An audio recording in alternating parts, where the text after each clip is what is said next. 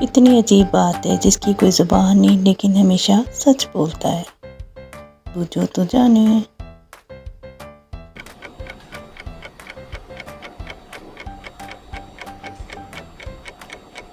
कानून, लॉ। वो कौन सी चीज़ है जिसके फटने पर आवाज़ नहीं आती? पूछो तो जाने।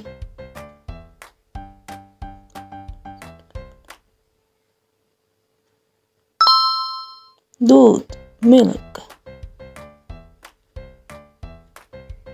वो कौन सी चीज़ है जो खाने के लिए लाई जाती है लेकिन खाई नहीं जाती?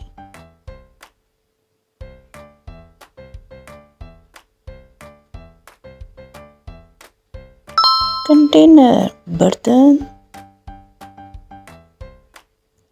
वो कौन सी चीज़ है जो सदियों से मौजूद है लेकिन इसकी उम्र 1 माह से ज़्यादा नहीं?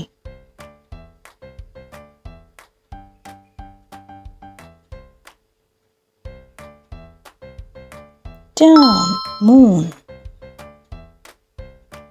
इस चीज़ का नाम बताएं जो पैदा होते ही उड़ने लगती है।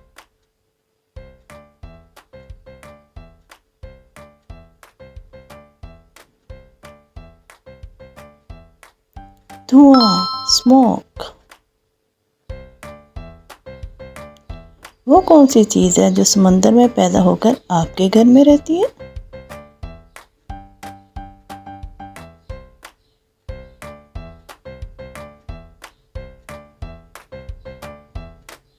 जी, नमक, सॉल्ट।